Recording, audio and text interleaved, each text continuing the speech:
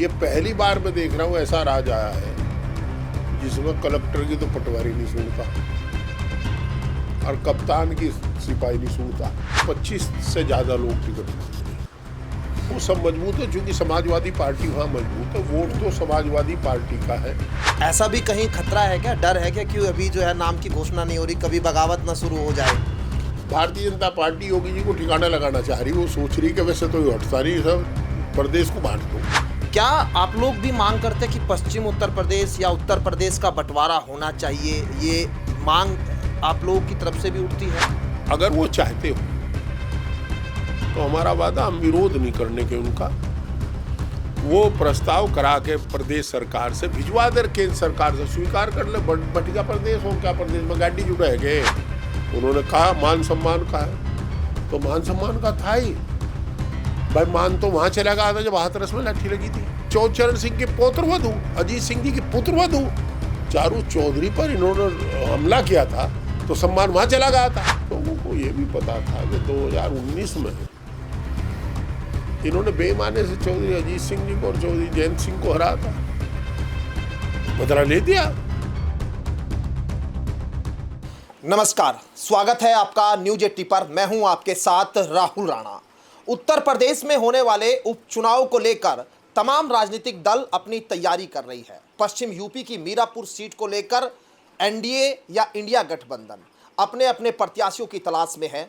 कौन प्रत्याशी इस सीट पर जीत दिलाएगा, इसकी अब जो है पूरी तैयारी, और कहीं ना कहीं अब लखनऊ से लेकर दिल्ली तक नेताओं का आना जाना। लेकिन पश्चिम यूपी में समाजवादी पार्टी के कद्दावर नेता कहे जाने वाले एमपी साहब हरिंदर मलिक मेरे साथ है बातचीत करने के लिए। समाजवादी पार्टी के कद्दावर नेता है और ये कहा जा रहा है कि मीरापुर की सीट पर अगर कोई कैंडिडेट आता है तो इनसे जरूर पूछा जाएगा। अगर ये कहे कि इनकी सहमति उसमें होगी तो गलत नहीं होगा। तो आज सीधा समाजवादी पार्टी की ओर से किस प्रत्याशी के नाम पर मोहर लगने जा रही है, मैं आपकी बात कराता हूं। और स्वागत आपका सबसे पहले। धन्यवाद। और मैंने पहले ही कह दिया कि आप इतने कद्दावर हैं कि मुझे नहीं लगता कि अखिलेश यादव जी अगर किसी का नाम घोषित भी करे तो वो आपको ना पता लगे पहले। तो कुछ चर्चाएं, किस तरह की आप लोगों की तैयारी इस सीट पर जीतने को लेकर? कद तो मेरा 6 फीट है, ये सही बात है, थोड़ा फालतू भी हो सकता है 6 से, परंतु हमारी पार्टी अनुशासित पार्टी है।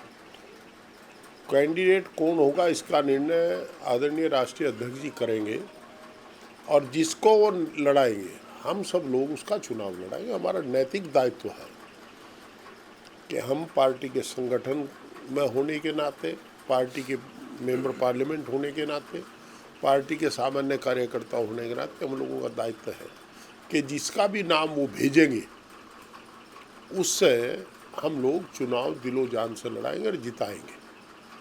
एमपी साहब, ऐसे दर्जनों नाम निकल कर सामने आ रहे हैं। कभी फलाना का आ जाता है, कभी ढिमकाना का। मैं नाम नहीं लेना चाहता क्यों किसी को हाइप दी जाए, लेकिन अभी कुछ नाम आपके सामने हैं जिसको आप काउंटर करें कि भाई ये नाम 2-4 ऐसे कोई मजबूत नाम है क्या? अभी जितने साथी टिकट मांग रहे हैं वो सब मजबूती है, और शायद 25 से ज़्यादा लोग टिकट मांग रहे हैं, वो सब मजबूत है। चूँकि समाजवादी पार्टी वहाँ मजबूत है, वोट तो समाजवादी पार्टी का है। 12 से 17 में जो पार्टी ने काम किया चीफ मिनिस्टर रहते हुए, और जो अब काम हो रहा है उसकी लोग तुलना करते हैं, तुलनात्मक दृष्टि से देखते हैं, तो आदरणीय अखिलेश जी का कार्यकाल अच्छा लगता है। इसलिए सबको भरोसा है कि मीरापुर समाजवादी पार्टी जीतेगी। तो ज़्यादा कैंडिडेट हैं, पर अभी जहाँ तक मेरी जानकारी है अभी तो इसका संज्ञान मिल लिया आदरणीय अध्यक्ष जी ने, कौन लड़ेगा कौन नहीं। और ये कोई कंपल्सन नहीं कि वो मेरे से पूछे, आपसे पूछे, किसी और से पूछे। Boss is boss. जो नेता नेता है, जो नेता तय करेगा उसे हम लोग स्वीकार करेंगे। आपने 25 के आसपास आप बता रहे हैं कि अभी तक नाम ऐसे है जो प्रत्याशी की मतलब लिए तैयार है, दावेदारी अपनी कर रहे हैं। ऐसा भी कहीं खतरा है क्या, डर है क्या कि अभी जो है नाम की घोषणा नहीं हो रही, कभी बगावत ना शुरू हो जाए? हरियाणा में जैसे बीजेपी के उन्होंने कैंडिडेट उतारे, वहाँ पर बगावत हो गई। कहीं सपा को इस बात का डर है क्या अभी उपचुनाव से पहले? नहीं, हमारी पार्टी अनुशासन की पार्टी है, संघर्ष और संगठन की पार्टी। हमारे यहाँ कोई बगावत नहीं होगी। जिसे वो लड़ाएंगे वो उसके साथ, सब 24 लोग उसके साथ खड़े रहेंगे। कोई बगावत नहीं हुई। अच्छा, लोकसभा चुनाव में यहाँ हार हुई समाजवादी पार्टी की। अब देखिए, अब जो मीरापुर की सीट है इस पे 1,30,000 के आसपास मुस्लिमों की संख्या, यानी सबसे ज़्यादा जो है मुस्लिम वोटर इस सीट पर है। तो क्या मुस्लिमों को साधने के लिए कुछ ऐसी रणनीति भी आप लोगों की है कि अपना जो मूल वोटर है उसको बनाए रखा जाए, ज़्यादा संभावनाएं कहीं ना कहीं जो ज़्यादा वोट बैंक जिसका उसकी तरफ है, क्योंकि नाम हो सकते हैं कि एक समुदाय से ज़्यादा, लेकिन क्या इसकी प्राथमिकता आप लोगों की है कि जिसकी ज़्यादा संख्या उसको भागीदारी दी जाए? देखिए, पहले तो एक मैं बड़ा साफ बात बताऊँ, समाजवादी पार्टी जातिवादी पार्टी नहीं है। हम संविधान के मुताबिक काम करने वाली पार्टी है। मुल्क का संविधान धर्मनिरपेक्षता चाहता है, तो हमारी पार्टी धर्मनिरपेक्षता की लड़ाई लड़ती है। और हमें फ़ख्र है इस बात की कि हमारे नेता को और हमारी पार्टी को हिंदुस्तान का कट्टर विरोधी भी हमारा कम से कम ये बात जरूर कहेगा कि ये धर्मनिरपेक्ष है। तो ऐसे हालात में ये हम इस तरह तराजू में नहीं तोलते। और मैंने बताया, पार्टी की कर्मठता देखी जाती है, वर्कर कौन कितना बड़ा है, उसकी लॉयल्टी क्या है, उसके जीतने की संभावनाएं क्या हैं, वो सारी बात हम लोगों से बेहतर आदरणीय अध्यक्ष जी की जानकारी में है, वो करेंगे। ऐसा भी कहते हैं लोग, मैं बात कर रहा था कि अगर मलिक साहब हाथ पकड़ के किसी का ले जाए अखिलेश जी के सामने और ये कह दे कि मैं इसकी जीत की जिम्मेदारी मेरी, तो साथ मना ना कर पाए अखिलेश जी। इसे ज़रा दूसरे नज़रिए से देखो, इसे इस तरह देखो कि आदरणीय अखिलेश जी जिसे भेज देंगे कि इसे तुम्हें जिताना है, तो उसको हम जिताने का काम करेंगे। अब नेता वो है, नेता हम नहीं है उनके, तो वो हमारे नेता हैं जो वो जिसे का हाथ पकड़ करके भेज देंगे या हाथ पकड़ करके उठा देंगे कैंडिडेट है, उसका हम चुनाव लड़ाएंगे और जिताएंगे। जीतेगी समाजवादी पार्टी। अब उत्तर प्रदेश में इनकाउंटर को लेकर बड़े सियासत हो रही है कि जाति देखकर जो है सरकार के लोग या पुलिस जो है उस इनकाउंटर कर रही है। मंगेश यादव का नाम बहुत चर्चाओं में, खुद अखिलेश यादव जी भी, मैं उनका ट्वीट पढ़ रहा था, वो अभी भी कुछ देर पहले उन्होंने लिखा कि यहाँ पर जो इनकाउंटर की आंकड़े हैं वो सरकार में आकर ज़्यादा बढ़ गए। आप भी इस बात को मानते हैं कि जाति देखकर इनकाउंटर सरकार कर रही है? नहीं, जाति धर्म देखकर, नाम पूछकर, लिबास देख करके तो गोली लगती है, लंगड़े किए ही जाते हैं। आप बता दो गलत हो तो हम सुधार कर लेंगे। आप बताइए, आप पत्रकार हो और राहुल राणा कोई वैसा नाम नहीं है, आपको लोग सम्मान की दृष्टि से देखते हैं। आप बता दीजिए कि क्या ये गलत है।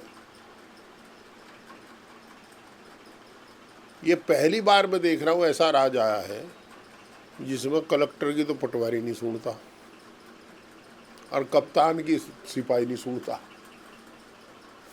ये पहला राज ऐसा है। और देखिए, दो बात बड़ी साफ है, हमें मुल्क के संविधान के हिसाब से चलना है या परंपराओं के हिसाब से चलना है या अपनी नई परंपराएं डालनी है। आप सत्ता के नशे में बहुमत के आधार पर हाउस में कानून बढ़ा सकते हैं, परंतु संविधान को तोड़ के कोई लाभ नहीं होगा। देश को हमें देखना चाहिए। हमारे यहाँ साफ साफ बंटवारा है काम का। 3 पालिका है, एक कार्यपालिका, एक न्यायपालिका, एक विधायिका। विधायिका को हम लोग हैं, ग्राम प्रधान से लेकर के मेंबर पार्लियामेंट तक विधायिका के लोग हैं। और कार्यपालिका में पटवा चपरासी से लेकर के कैबिनेट सेक्रेटरी ऑफ इंडिया तक कार्यपालिका में आते हैं। न्यायपालिका जुडिशल है ही, न्यायिक प्रणाली, सर्वोच्च न्यायिक प्रणाली। कार्यपालिका का काम इतना है, अगर पुलिस के हिसाब से देखें कि कोई आदमी आपराधिक गतिविधियों से पकड़े, आरोप पत्र माननीय न्यायालय में पेश करे और वो उस पर सजा दे ना दे, उसका काम है आदरणीय अदालत का। अब जो परंपरा चली देन एंड देयर, शायद ये हमारे संविधान के अनुकूल नहीं है, हमारे संविधान की मूल भावनाओं के प्रतिकूल है। और ऐसे में हमारी न्याय संविधान में ये था कि किसी को संदेह का लाभ तो दिया जा सकता है, पर निर्दोष को सजा ना मिले। और इसमें कभी कभी निर्दोष को सजा मिल जाती है। बहुत बड़ा कांड था बिकरू कांड, वो विकास दुबे का। उसके भांजे को जिसकी 3 दिन पहले शादी हुई थी, पकड़ कर के गोली मार दिया, एनकाउंटर में दिखा दिया था।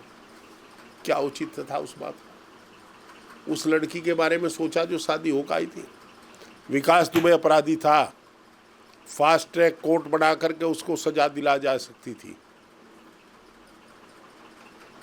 परंतु आप तत्काल काम करेंगे। अच्छा, फिर आप बुलडोजर चला देते हैं।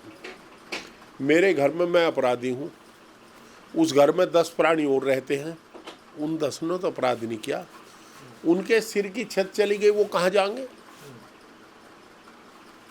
वो कहाँ जाएंगे? एक आदमी की गलती की सजा आप सबको दे रहे हैं। वेट करो, आपको फास्ट ट्रैक कोर्ट की सुविधा है जिसमें 1 महीने के अंदर 30 दिन के अंदर सजा दी जा सकती है। आप फास्ट ट्रैक कोर्ट में 4 दिन में सजा करा दीजिए, पर ये न्यायपालिका का आवरण तोड़ लें आप। ये संविधान के प्रतिकूल है मामला। कोई सरकार करे और गलत परंपराएं चल जाएंगी।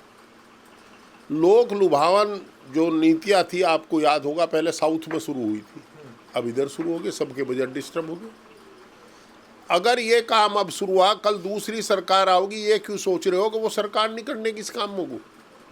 उनका समर्थक वो सरकार में पाड़ पाड़ के खाएगा अपने नेताओं को कि हमारे साथ ऐसा हुआ, तुम क्यों नहीं कर रहे उनके साथ? लोगों का लोकतंत्र से विश्वास उठ जाएगा। मैं लंबी बात कह रहा हूं। जब तक न्यायपालिका है, विधायिका कार्यपालिका में हस्तक्षेप न करे, कार्यपालिका न्यायपालिका में हस्तक्षेप न करे, न्यायपालिका विधायिका और कार्यपालिका में हस्तक्षेप न करे, तो देश चलेगा। हम एक दूसरे को ओवरलैपिंग करेंगे तो वो गलत है। हम अपराध और अपराधी दोनों के खिलाफ हैं, परंतु संविधान के साथ खड़े। हमारी नीति साफ है कि संविधान में जिसका जो दायित्व है उसका वो दायित्व निर्वाह करें। एक मुद्दा चुनाव से ठीक पहले पश्चिम यूपी का भी उठ जाता है बार बार। आप भी पश्चिम यूपी से आते हैं, क्या आप लोग भी मांग करते हैं कि पश्चिम उत्तर प्रदेश या उत्तर प्रदेश का बंटवारा होना चाहिए? ये मांग आप लोगों की तरफ से भी उठती है? ये अब कहाँ से आया ये सवाल? ये पहले पूर्व मंत्री जी उठाते, चुनाव से पहले, लोकसभा से पहले, अभी 2 दिन पहले फिर यही पूर्व मंत्री जी ने कहा कि हम भाजपा से रिलेटेड है, दूसरी किसी पार्टी से? संजीव बालियान जी आपके सामने चुनाव लड़े थे। ये बालियान साहब, आदरणीय डॉक्टर साहब, भाई सरकार वो शायद भाजपा में ही है। सरकार प्रदेश में भाजपा की है। प्रदेश बांटने का तरीका है कि पहले उत्तर प्रदेश सरकार का एक प्रस्ताव जाएगा केंद्र सरकार को, इनकी सरकार एक प्रस्ताव भिजवा दे, फिर केंद्र सरकार में जाएगा, केंद्र सरकार उसे स्वीकार कर ले बैठकी सरकार। एक बार 89 में जब सरकार बनी हरियाणा में जनता दल की, तो चौधरी देवीलाल से पूछा कि बार वालों ने अब कर्जा कैसे माफ़ कर दोगे आप किसानों का? कहना जब मैं चीफ मिनिस्टर की शपथ ले लूँगा तो मैं सबसे बड़े सेक्रेटरी को, चीफ सेक्रेटरी के लिए कहा, बुला के कहूँगा अरे एक कागज़ छपवा दे, उस पर लिख दे हरियाणा के किसाना का कर्जा माफ़। वो छाप लाओगे, मैं उसमें नीचे लिख दूँगा देवी लाल, हो गया कर्जा माफ़। तो भाई ये प्रस्ताव कर दो, वो स्वीकार कर दो, बंटवारा हो गया। को गाड़ी जुड़ी थी जिसे उत्तराखंड बनने में, को गाड़ी जुड़ा है क्या? वो बिहार, ये छत्तीसगढ़ और झारखंड बने। ये असेंबली से प्रस्ताव भेजा, हम लोगों को लड़ा में ना, उकसा में ना। हमने तो बहुत लंबी लड़ाई लड़ी है प्रदेश बंटवारे की हम लोगों ने, और लंबे समय तक लड़ी, सबको जानकारी है। परंतु अब स्थिति ऐसी है कि अगर भाजपा ऐसा चाह रही तो कर दे यार, ठीक रहेगा। कम से कम पश्चिम से तो भाजपा का नामो निशान मिटी जाएगा। और पुराना एक संगीत सोम ने बयान दिया था कि अगर पश्चिम यूपी को अलग हिस्सा बना दिया, अलग अगर प्रदेश बना दिया, तो ये मिनी पाकिस्तान बन जाएगा। उधर उन्हीं के मंत्री थे जब संजीव बालियान, वो कह रहे थे, उधर संगीत सोम ये कह रहे थे कि भाई मिनी पाकिस्तान बनाना चाहते हैं क्या? तो सपा मतलब इसे कैसे देखती है कि इसका लाभ जनता के हिसाब से अगर देखे? मैं तो ऐसा देखता हूँ, खिसियानी बिल्ली खम्बा नोचे और कुछ भी नहीं। हम क्या करें इसमें? अरे भाई, हम तो नू चाहे आपस में तय कर लें, पहले बनाना तो बना दें, और ये ना कहें कि ये पाकिस्तान बन जाएगा, हिंदुस्तान बन जाएगा। हिंदुस्तान की सरजमी पर वो मुसलमान रहा है जिसे हिंदुस्तान की धरती से प्यार था। ने बंटवारे के समय वो भी पाकिस्तान में जा सकता था। जितना भारतीय मैं हूँ इतना ही हुसैन भी है, आलम भी है, सब लोग हैं। तो और ये सही है कि यहाँ कमेरों की तादाद ज़्यादा है, और कमेरे बंटवारा हो गया तो कमेरों का राज रहेगा, लुटेरे तो भाग जाएंगे। तो आप भी अपनी तरफ से कर दो मांग, आप पार्लियामेंट में कर दो, मीडिया के। एक बात बताओ, जिन्हें करना जब वही मांग करने में कर दो ना, हमने विरोध कहाँ किया? आपका समर्थन है? नहीं, वे करे तो समर्थन तो दिखा, भाजपा को भारी पर दिया नहीं जाता किसी बात में भी। वो तो है बात ऐसी। पर मैं ये कह रहा कि लड़ा वहना जनता को उकसा कर, देखिए आदरणीय डॉक्टर साहब जिनकी आपने चर्चा की, वो 2 बार मेंबर पार्लियामेंट रहे, सम्मानित पद पर रहे हैं, भारत सरकार के राज्य मंत्री के पद पर रहे हैं, बहुत सम्मानित पद होता है। वो कोई बात कहते हैं तो उसको लोग गंभीरता से लेते हैं, लोगों को एक्साइट ना करें। अगर वो चाहते हो तो हमारा वादा, हम विरोध नहीं करने के उनका, वो प्रस्ताव करा के प्रदेश सरकार से भिजवा दे, केंद्र सरकार से स्वीकार कर ले। बटिका प्रदेश और क्या प्रदेश में गाड़ी जुड़ा है के को फिते थोड़ा उठे इसमें, भाइयों के बंटवारे में चीज बटे, इसमें तो कुछ भी नहीं बटता। कम से कम पश्चिम उत्तर प्रदेश के मुद्दे पर आप एक साथ हैं। मैंने कह रहा हम विरोध नहीं कर रहे, करें तो, पर डर यू लगे कभी वो ना हो जाए खुद दे पहाड़ लिखड़ी चुया, कभी योगी जी प्रस्ताव ना करें। एक बात हो सकती है, भारतीय जनता पार्टी योगी जी को ठिकाना लगाना चाह रही, वो सोच रही कि वैसे तो ये हटता नहीं, सब प्रदेश को बांट दो, ये भी हो सकता है कारण। तो मतलब योगी जी को पूर्वांचल में छोड़ दो और इधर 3 हिस्से, तो 2 हिस्से हैं। अरे भाई, प्रदेश छोटा हो जाएगा तो यूपी की से खत्म हो जाएगी ना, से खत्म करना चाहते हो तो ये इनका इंटरनल मैटर है, हम क्या कह सकते हैं। बॉडी लैंग्वेज बताती है कि इनमें नाराजगी है, हमें तो पता नहीं लगता। ये बात तो विपक्ष ही उठा रहा है बार बार कि इनके बीच में तकरार है। वो तो लोग एक मंच पर आकर कह देते हैं मोदी जी जिंदाबाद, और उधर योगी जी मोदी जी की तारीफ, मोदी जी योगी की। उधर केशव प्रसाद को लेकर भी अखिलेश जी ने कहा कि भाई इनके बीच अंदर खाने ठीक नहीं, वो दूसरे दिन फिर मंच पर बैठकर एक दूसरे की जो है साथ में। मेरे और आपके विचार मिल रहे, अब मेरा आप ही साथ बैठे, इसका क्या पता लगे? भाई देखो, ऐसा है, पता आपको भी सारा और हमें भी सारा, पर वो उनकी पार्टी का इंटरनल मैटर है, उसमें हम कुछ नहीं कह सकते। उनमें एकता रहे ना रहे, ये हमारा कोई उद्देश्य नहीं है। हम 2027 की तैयारी में हैं और 2027 में सरकार बनाने का प्रयास करेंगे। समाजवादी पार्टी जो संघर्ष और संगठन की पार्टी है, वो आदरणीय अखिलेश जी को मुख्यमंत्री बनाना चाहती है, और उसके लिए हम लोग अब से नहीं, पार्लियामेंट का इलेक्शन होने के बाद एकदम सब लोगों को निर्देश हो गए थे कि अब 27 के चुनाव में लगे, हम सब 27 के चुनाव में लगे हुए हैं। हम आपसे वायदा करते हैं कि मुजफ्फरनगर और शामली में 9 सीट है। लंबी बात भी हम कह रहे, पर हम अच्छी तादाद में जीत करके आएंगे और हम जिता ले जाएंगे अगर सब कुछ ठीक ठाक रहा। भाई इन तो डर लगे, सितंबर से नवंबर लो तो नू रोज डर लगे, राम राम कह के सोवे कहीं हिंदू मुस्लिम ना करवा दे, रोज का काम है। तो ऐसे में हम लोग जीत जाएंगे, कोई दिक्कत। उपचुनाव है जैसे अब, लेकिन पहले तो तैयारी है उपचुनाव की भी। 10 सीटों में से 5 जीतेंगे, 9 जीतेंगे, 8 जीतेंगे। मेरी बात सुनो, मैं 76 से राजनीति कर रहा सक्रिय, 48 साल हो गए। उपचुनाव होने दो, जिसे भी कैंडिडेट बनाएंगे हम उसको जिता लेंगे, हमें पूरा भरोसा है। हमें कोई दिक्कत जिताने में है नहीं। मोरना इलाका जो है और मीरापुर इलाका, ये बड़े सज्जन लोग हैं। हमारे यहाँ तो एकड़ है, वे सज्जन हैं, नरम स्वभाव के, उन्हें मना लेंगे, वोट गिरवा देंगे सपा, कोई दिक्कत नहीं। जयंत चौधरी के बिना लोकसभा जीत ली, अब उपचुनाव भी संभव है, क्योंकि जयंत चौधरी जी से कोई कंपटीशन नहीं हमारा। वो बड़े नेता के पुत्र हैं, बड़े नेता हैं, केंद्र में सम्मानित मंत्री हैं, उनका वो नहीं। हमने तो देखे, उन्होंने हमारी वकालत की। उन्होंने शाहपुर में कहा था कि मान सम्मान का प्रश्न है ये चुनाव। उन्होंने कहा मान सम्मान का है, तो मान सम्मान का था ही भाई। मान तो वहाँ चला गया था जब हाथरस में लाठी लगी थी।